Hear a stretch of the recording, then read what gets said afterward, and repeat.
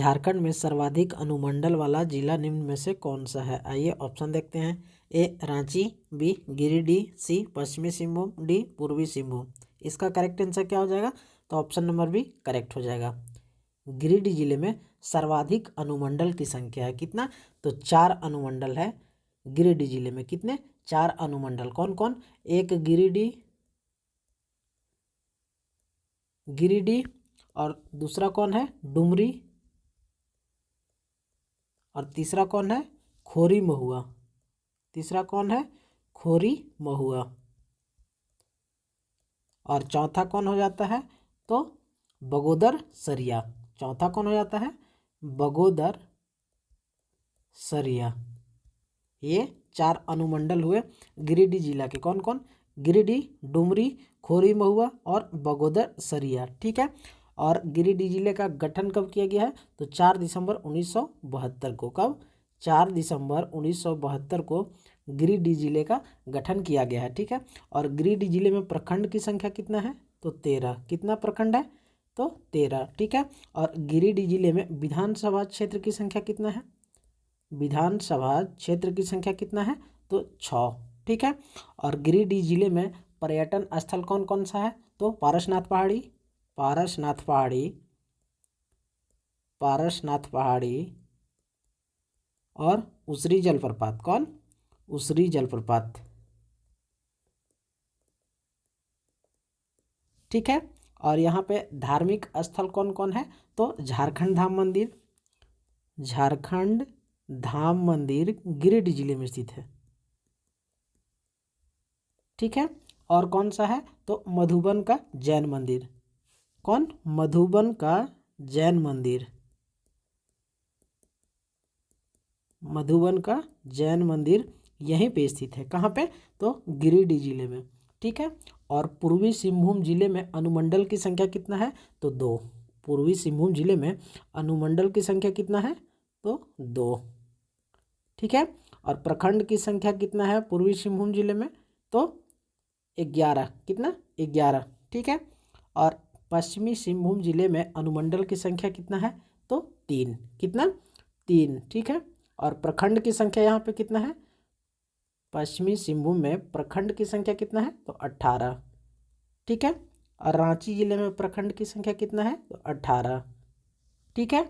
और यहाँ पे अनुमंडल की संख्या कितना है रांची जिले में? अनुमंडल की संख्या तो 2 अनुमंडल है रांची जिले में। ठीक है। अब नेक्स्ट क्वेश्चन की ओर बढ़ते हैं।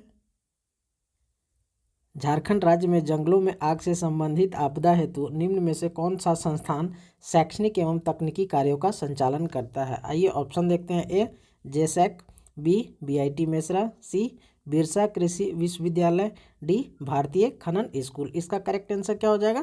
तो ऑप्शन नंबर ए करेक्ट हो जाएगा। जेसैक जो संस्थान है वो क्या करता है? तो जंगलों में आग से संबंधित आपदा के लिए ये शैक्षणिक एवं तकनीकी कार्यों का संचालन करता है। ठीक है। और भारतीय खनन स्कूल संस्थान जो है ये क्या करता है? तो खनन आपदा हेतु के लिए कार्य करता है। किसके लिए? खनन आपदा हेतु। ठीक है। और बिरसा कृषि विश्वविद्यालय जो है किसके लिए कार्य करता है? तो सूखा से संबंधित के लिए कार्य कौन करता है? तो बिरसा कृषि विश्वविद्यालय। ठीक है। और बीआईटी मेसरा जो है भूकंप से संबंधित के लिए कौन कार्य करता है?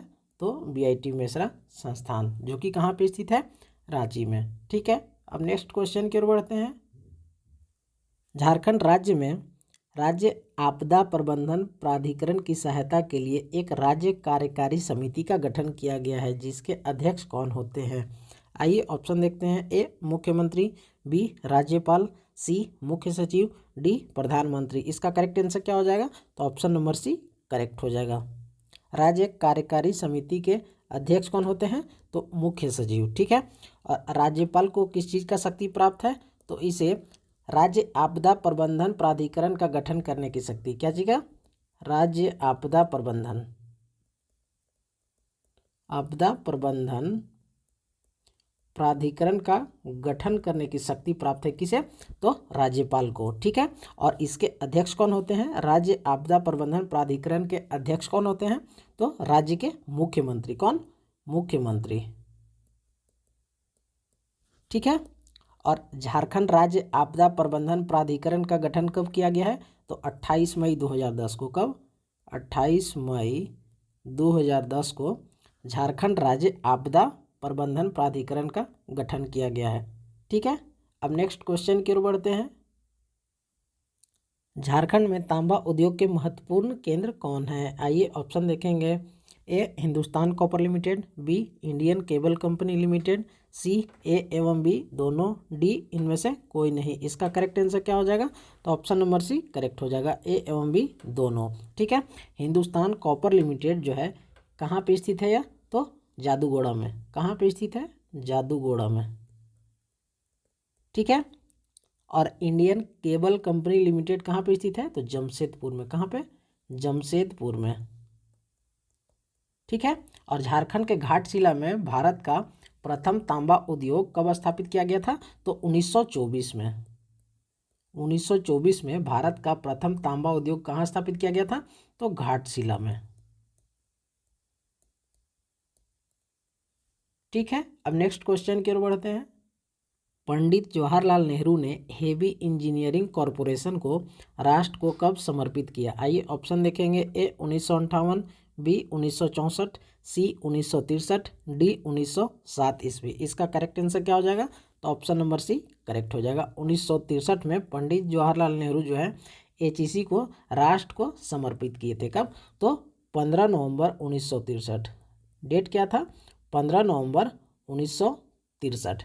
ठीक है। कब? तो रांची यात्रा के दौरान। कब? रांची यात्रा के दौरान।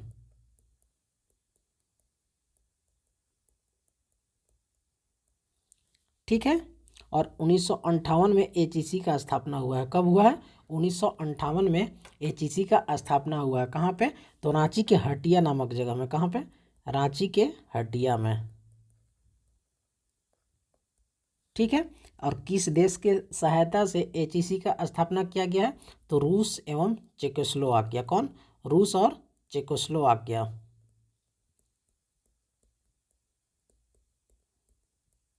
रूस और चेकोस्लोवाकिया की सहायता से एचईसी उद्योग का स्थापना किया गया है। कहाँ पे? तो हटिया नामक जगह पे। ठीक है।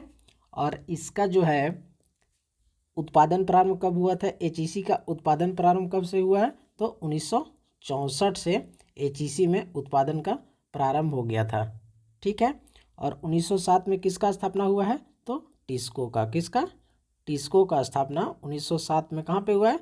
तो साकची में। कहाँ पे? साकची में। ठीक है। अब नेक्स्ट क्वेश्चन की ओर बढ़ते हैं। मेरी बेटी मेरी पहचान योजना के संदर्भ में कौन सा कथन असत्य है? आइए ऑप्शन देखेंगे। ए इस योजना की शुरुआत 2018 में किया गया, बी इस योजना का उद्देश्य बेटी बचाओ बेटी पढ़ाओ अभियान को प्रोत्साहित करना है, सी इस योजना की शुरुआत राज्य के जमशेदपुर के तिरिंग गांव में हुई थी, डी इस योजना के तहत गांव के सभी घर के दरवाजे पर घर की बेटी का नेम प्लेट लगाकर घरों को बेटियों के नाम से पहचान दिलाने की पहल की गई है तथा नेम प्लेट में बेटी के साथ मां का भी नाम लिखा गया है। इसका असत्य ऑप्शन कौन सा है? तो ऑप्शन नंबर ए असत्य है। इस योजना की शुरुआत 2018 में नहीं किया गया था। इस योजना का शुरुआत कब किया गया है? तो 2016 में। कब? 2016 में इस योजना का शुरुआत किया गया है। किस योजना का? तो मेरी बेटी मेरी पहचान। इसका शुरुआत कहाँ से किया गया था? तो जमशेदपुर के तिरिंग गांव से हुआ था इसका शुरुआत। और उद्देश्य क्या है? तो बेटी बचाओ बेटी पढ़ाओ अभियान को प्रोत्साहित करना है। ठीक है। और इस योजना के तहत गांव के सभी घर के दरवाजे पर घर के बेटी का नेम प्लेट लगाकर घर की बेटी का नेम प्लेट लगाकर घरों को बेटियों के नाम से पहचान दिलाने की पहल की गई है तथा नेम प्लेट में बेटी के साथ माँ का भी नाम लिखा गया है। ठीक है। अब नेक्स्ट क्वेश्चन की ओर बढ़ते हैं। 17वीं लोकसभा में जमशेदपुर संसदीय क्षेत्र से निर्वाचित सांसद का नाम क्या है? आइए ऑप्शन देखते हैं। ए विजय हांसदा, बी विद्युत वरण महतो, सी गीता कोड़ा, डी चंद्र प्रकाश चौधरी। इसका करेक्ट आंसर क्या हो जाएगा? तो ऑप्शन नंबर बी करेक्ट हो जाएगा, विद्युत वरण महतो। किस संसदीय क्षेत्र ये सांसद बने हैं? तो जमशेदपुर संसदीय क्षेत्र से ये सांसद बने हैं। कब? तो 17वीं लोकसभा में। ठीक है। और किस पार्टी से ये संबंध रखते हैं? तो भारतीय जनता पार्टी। किस पार्टी से?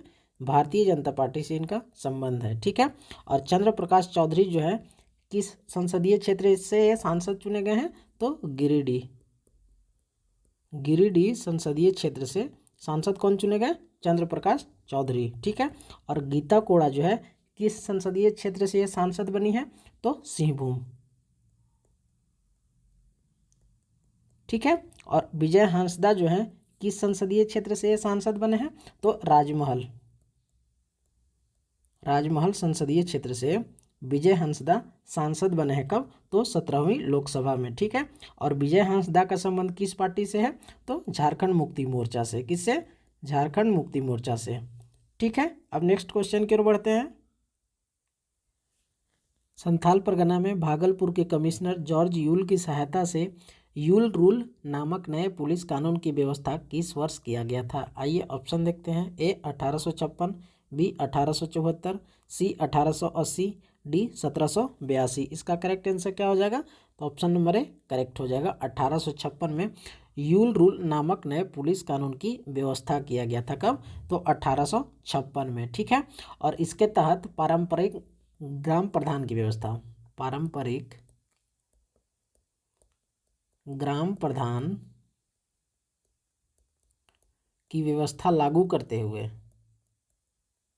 ग्राम प्रधान की व्यवस्था लागू करते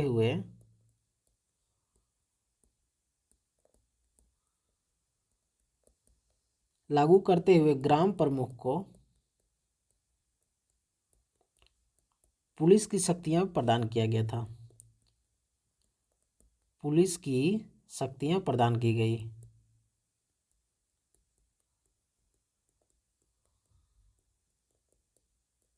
किसके तहत? तो यूल रूल नामक पुलिस कानून की व्यवस्था के तहत, ठीक है। अब नेक्स्ट क्वेश्चन की ओर बढ़ते हैं।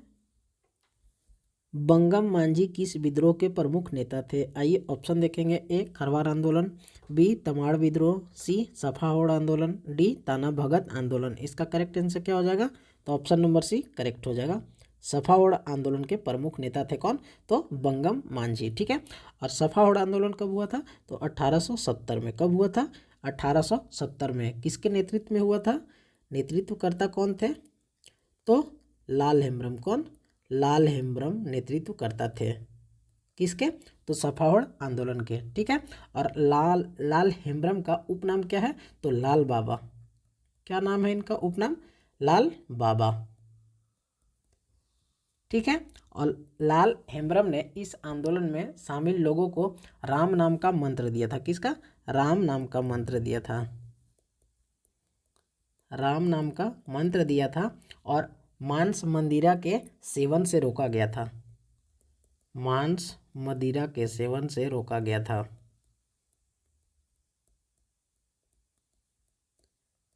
रोका गया था किसके द्वारा?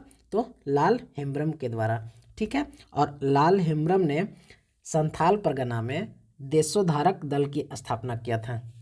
कौन सा दल का स्थापना किए थे? तो देशोद्धारक दल का स्थापना किए थे कौन? लाल हेम्ब्रम। किस क्षेत्र में? तो संथाल परगना में। कहाँ? संथाल परगना में देशोद्धारक दल का स्थापना किए थे कौन? तो लाल हेम्ब्रम, ठीक है। छोटा नागपुर टेन्योर्स एक्ट कब लागू किया गया था? आइए ऑप्शन देखते हैं। ए 1908, बी 1949, सी 1869, डी 1765। इसका करेक्ट आंसर क्या हो जाएगा? तो ऑप्शन नंबर सी करेक्ट हो जाएगा। 1869 में छोटा नागपुर टेन्योर्स एक्ट लागू किया गया था, ठीक है। और 1908 में कौन सा एक्ट लागू किया गया था? तो CNT एक्ट। कौन सा एक्ट? CNT एक्ट लागू किया गया था 1908 में। कब? तो 11 नवंबर 1908 को, 11 नवंबर 1908 को CNT एक्ट लागू किया गया था। कब? 1908 में, ठीक है। और CNT एक्ट में अध्याय की संख्या कितना है? अध्याय की संख्या कितना है? तो 19। कितना है? 19। और इसमें धाराएं कितना है? धाराओं की संख्या कितना है? तो 271, ठीक है। और 1949 में कौन सा एक्ट लागू किया गया था? तो SPT एक्ट। SPT एक्ट कब लागू किया गया? तो 1 नवंबर। कब? 1 नवंबर 1949 को, ठीक है। और SPT एक्ट में धारा और अध्याय की संख्या कितना है, तो इसमें धारा जो है कितना है 72, और इसमें अध्याय की संख्या कितना है तो 9। एसपीटी एक्ट में अध्याय की संख्या कितना है 9 और धाराएं कितना है तो 72। ठीक है। और 1765 में झारखंड में मालगुजारी व्यवस्था लागू हो गया था। झारखंड में मालगुजारी व्यवस्था लागू हो गया था। कब लागू हुआ था मालगुजारी व्यवस्था झारखंड में, तो 1765 में। ठीक है। अब नेक्स्ट क्वेश्चन की ओर बढ़ते हैं। निम्न में से राष्ट्रपति द्वारा झारखंड से किसे मरणोपरांत राष्ट्रपति वीरता पदक प्रदान किया गया है। आइए ऑप्शन देखते हैं। ए बनुआ उरांव, बी मुरारी लाल मीणा, सी प्रकाश कुमार रजक, डी इनमें से कोई नहीं। इसका करेक्ट आंसर क्या हो जाएगा, तो ऑप्शन नंबर ए करेक्ट हो जाएगा। बनुआ उरांव को मरणोपरांत राष्ट्रपति वीरता पदक प्रदान किया गया है। ठीक है। अब नेक्स्ट क्वेश्चन की ओर बढ़ते हैं। चित्रकला शिविर धरोहर 2021 की शुरुआत किस शहर में की गई थी। आइए ऑप्शन देखते हैं। ए नेतरहाट, बी बोकारो, सी धनबाद, डी रांची। इसका करेक्ट आंसर क्या हो जाएगा, तो ऑप्शन नंबर डी करेक्ट हो जाएगा। चित्रकला शिविर धरोहर 2021 की शुरुआत कहाँ से किया गया था, तो रांची में किया गया था। ठीक है। अब नेक्स्ट क्वेश्चन की ओर बढ़ते हैं।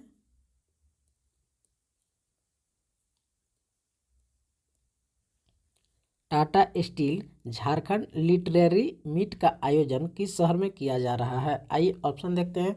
ए दुमका, बी रांची, सी बोकारो, डी धनबाद। इसका करेक्ट आंसर क्या हो जाएगा, तो ऑप्शन नंबर बी करेक्ट हो जाएगा। रांची में Tata steel Jharkhand literary meet का आयोजन किया जा रहा है। कहाँ पे, रांची में, तो आड्रे हाउस। कहाँ पे, आड्रे हाउस में। आड्रे हाउस में इसका आयोजन किया जा रहा है। और आयोजन तिथि क्या है, आयोजन तिथि क्या है, तो 10-11 दिसंबर 2022। ठीक है। तो ये आज का लास्ट क्वेश्चन था। जो भी इस चैनल में नए हैं वो चैनल को सब्सक्राइब कर ले, ताकि नेक्स्ट वीडियो का नोटिफिकेशन जब भी आए आपको आसानी से और लगातार मिल सके। और वीडियो को लाइक और शेयर करना ना भूलें। मिलते हैं नेक्स्ट वीडियो में।